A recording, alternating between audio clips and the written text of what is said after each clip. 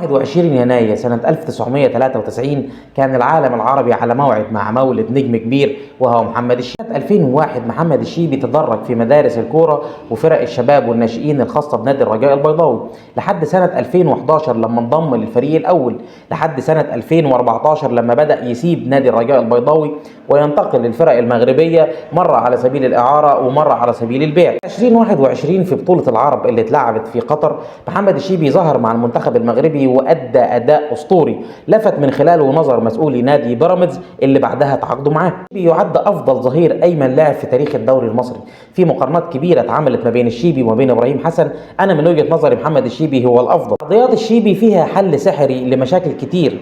لو تبص على أول هدف في نهائي كاس مصر اللي جابه بيراميدز واخد بيه اول بطوله في تاريخه اللي لعب الكورنر كان محمد الشيبي.